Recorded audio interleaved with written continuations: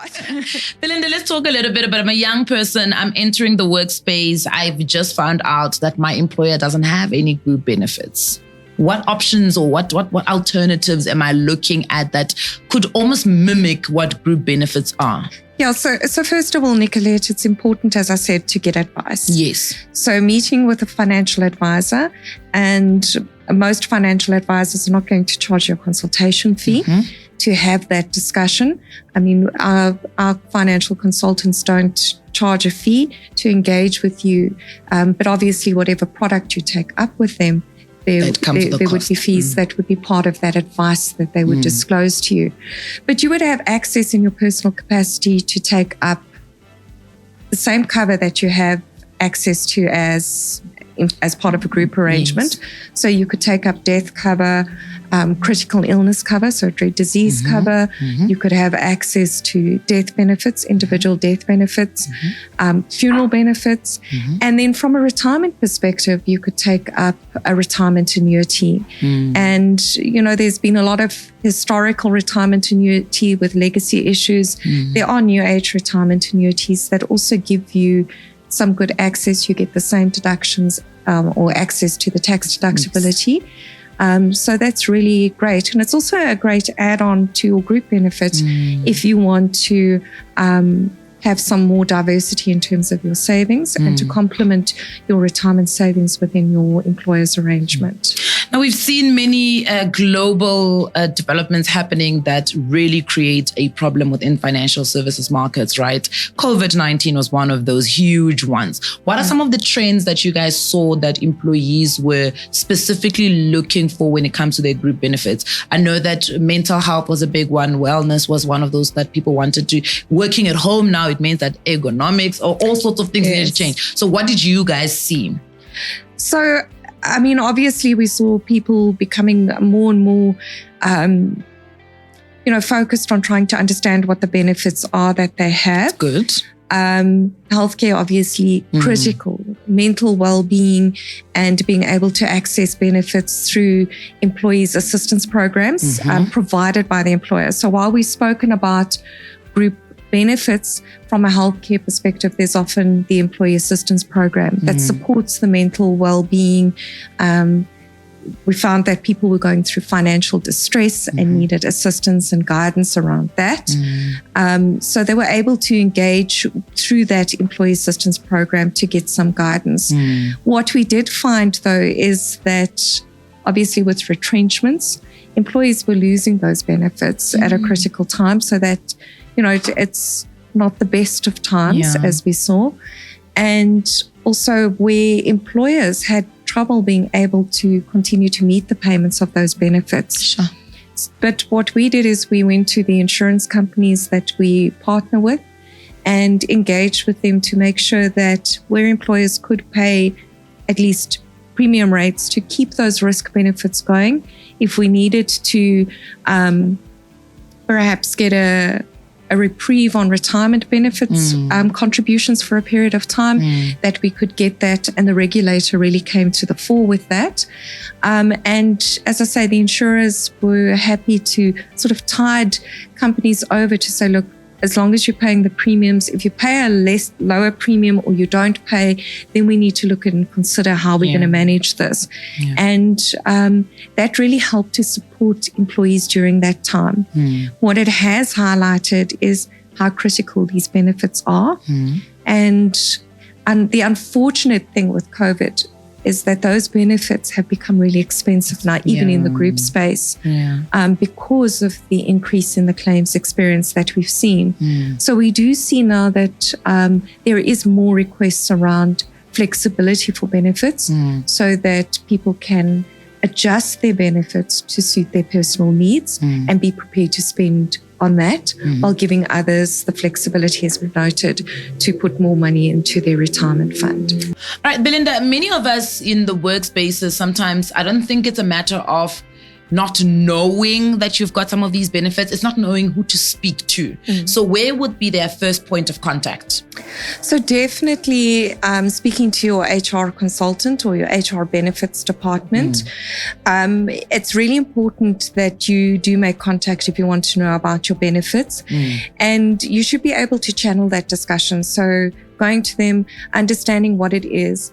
And they should have copies of member booklets for the individuals to go through, be able to give you contacts to the consultants that are working with your group arrangements, if there's anything in addition that you need.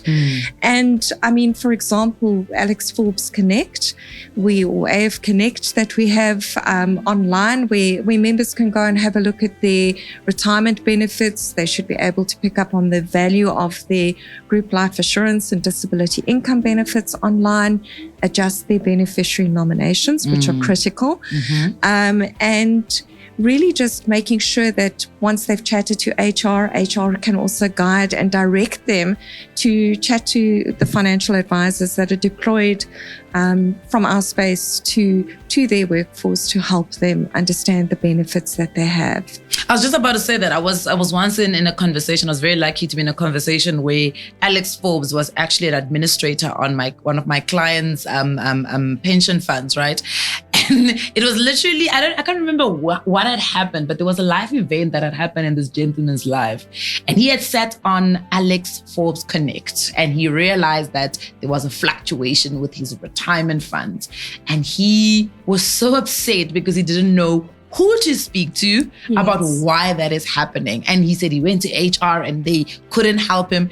And when the Alexforbes guy tried to explain to him you could see literally the anxiety fall off his face. And I think that's also another important one is, how do they make contact with you guys if maybe HR is not really coming to the party and making sure that would they need to, when they contact you, to say, I am a member under a group benefit from this company, or can they come at an individual approach as I'm an individual, these are the benefits I get from my employer? So with the communication that they get, if they get their member benefit statement, for example, there would be contact details on there. There would be contact details in their member booklet. So a lot of the members come through our call center if they want to engage with a financial planner. And then we've also got our My Money Matters call center where they'll be able to engage with the financial planner as well. So they chat to someone, get advice, get some insights. If they want to have a one-on-one meeting or a discussion, that can be set up for them. But it's really, prompting the individual to understand that you don't have to be a millionaire to be able to reach out, get advice, and have alternative investments.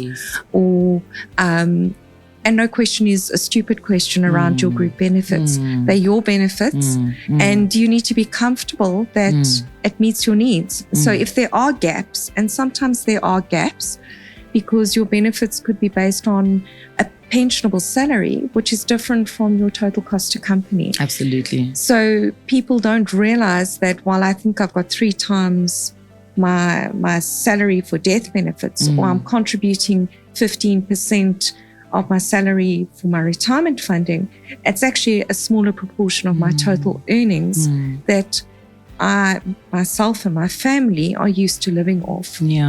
And so making sure that you have that engagement to understand that there could still be gaps. And you need to understand how to plug those gaps. And then, if there's a claim, how do I claim? What should I be doing in terms of my estate as well? Because all of that has to pull together and support your group benefit arrangements as well. And that comes through, as I say, engaging with a financial planner, an accredited financial planner. So if you're using Alexforbes, our financial planners are accredited, but we have members that go outside of Alexforbes. And, it's not a good thing to get financial advice at a bra, which does happen. Circling around. Exactly. So it's important that they get credible support and advice. And I think that's key to a successful retirement And also to make sure that there's emergency savings during the short term, which, coming back to your COVID question, was one of the key factors that was highlighted, is that people did not have any savings or emergency savings where there was a short-term need. They or living hand to mouth. Exactly. Could only manage for 4 weeks to meet needs. Here's the other thing. South Africans have we live like these secret lives, right? I moved from Bushbuckridge, I come to Johannesburg, I work at a company, there's group benefits, I pass away. My family doesn't know. Exactly. Right? They could have tapped into these group benefits to assist, with the death benefit or the funeral cover benefit. At what extent do I have an expectation on my employer to reach out to my family? So, Nicolette, where you've accumulated savings in a retirement fund, those benefits have to be distributed to your financial dependents and or your nominated beneficiary. So you would need to fill out a nomination form to say who should benefit in the event of your death and who are your financial dependents. And the trustees of the retirement funds then have an obligation to investigate a claim to find out who was financially dependent on you. And through the employer and through the fund and the group life scheme, for example, they will all converge and come together to collect information for that investigation. And by rights, they should be reaching out to those family members and say you have one person here with you in Joburg, engaging with that person to find out, is there anyone else that's financially dependent on you? And bringing that all together for you. And then they make that distribution based on the financial needs and the ages of the dependents. Belinda, I don't want others to know. That's what usually happens. There are some people who don't want them to find out. And that's what happens quite a lot, right? Yeah. Exactly. Yeah. So when you pass away, that nomination form is at least sort of the start of that process. It kicks off that process. Unfortunately, we do have a lot of people that have suspicions around completing a nomination form. A, my partner might see it. Oh, they're going to kill me, these people. Problem. Or B, if I fill this out, am I tempting fate? Am I calling death to my door? So we do struggle to get a lot of employees to complete those nomination forms. It is critical to make sure that those benefits can be paid out as quickly as possible to your loved ones, because you don't want them waiting because your financial affairs weren't in order. But again, coming back to the advice, that would be part of that whole process to make sure that you have all of those steps in place, and also how to make sure that your family know who to contact and engage with. All right. Just before I let you go, let's look at some of the possible scenario in the absence of having any employee benefits. Now, talk a little bit about absence of medical aid. What are some of the things that could really happen to you? So without medical aid, I think people struggle to get hospitalization. Absolutely. They go to public hospitals, they need to go to clinics, need to stand in queues and wait for appointments and attention. While having medical aid gives you that opportunity, even if it's a hospital plan, to have some sort of private access and support as quickly as possible. You don't want to be standing in a queue if you are your appendix is about to burst. You want to know that through your healthcare arrangements that you have accessibility to that as and when you need. So immediate access and need. Absolutely. In the absence of retirement planning? In the absence of retirement planning, you're going to have to rely on your family one day to look after you. And we see only 6% of South Africans retire financially independent. And that is a huge issue. So you do have the sort of sandwich generation where I'm trying to look after my younger children and educate them to save. But I'm struggling because I have to actually support family members that didn't save enough for retirement as well, while planning for myself. So it becomes that sort of problem that, just is this catch-22. Yeah. So for me, I think it's also critical that we educate our children around financial planning already. So you don't wait till you're 64 and 3/4 before you start talking about it. Exactly. Yes. And in the absence of group life? In the absence of group life, you actually find, you leave behind loved ones that are financially destitute. Yeah. So, for example, a family where you were the breadwinner, perhaps your spouse wasn't working or earning a very low income, now has to support children, schooling. There might be debt that needed to be serviced. And, the group life really just gives peace of mind that is taken care of when you're gone.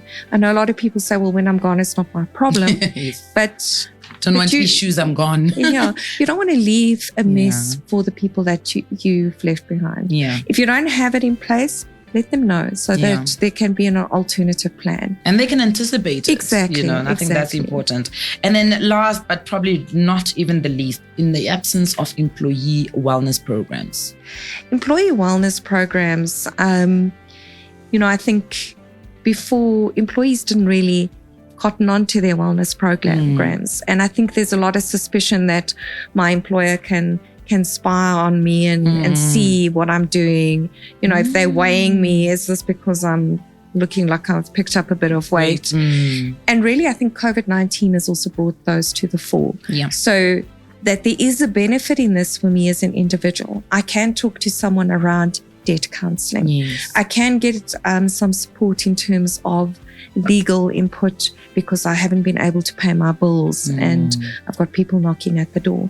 I can speak to a psychologist and get, 1 or 2 free consultations. My employer bringing, for example, the medical aid to workplace that tests my eyes and tests my blood pressure, does an HIV test, is actually helpful for me to identify if there's any problems that could be addressed. Yeah. Because let's be fair, otherwise you wouldn't. Many of us don't go and do those checks. Exactly. Or at least not 100%. regularly. Yeah. Yeah. So those are just triggers to say, look, you need to do something. And I think it's really a great benefit for employees. And it shows the employer cares for you.